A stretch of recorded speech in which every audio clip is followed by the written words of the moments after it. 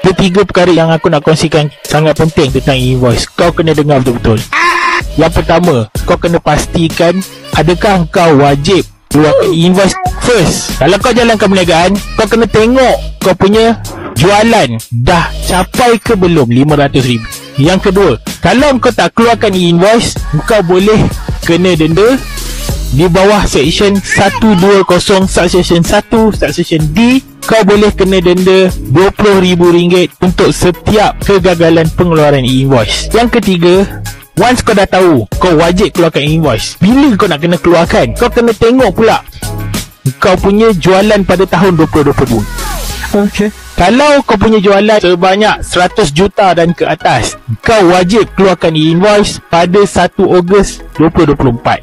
Itu fasa 1. Fasa 2 untuk kau yang dah buat jualan 25 juta hingga 100 juta. Fasa untuk kau laksanakan invoice adalah pada 1 Januari 2025. Untuk bisnes yang antara 5 juta hingga 25 juta, ini jatuh fasa 3. Engkau wajib keluarkan invoice pada 1 Julai 2025. Untuk bisnes yang 1 juta hingga 5 juta, kau di bawah fasa keempat, kau wajib keluarkan invoice pada 1 Januari 2026. Untuk perniagaan yang mempunyai jualan bermula dari 500,000 hingga 1 juta, kau wajib keluarkan invoice pada 1 Julai 2026. Kat sini ada pula persoalan.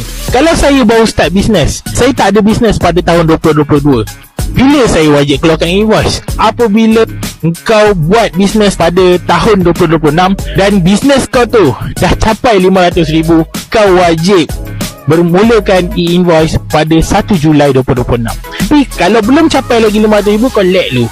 Once dah capai, barulah kau mulakan e-invoice itu pada 1 Januari 2027. Kalau dapat, cuba komen.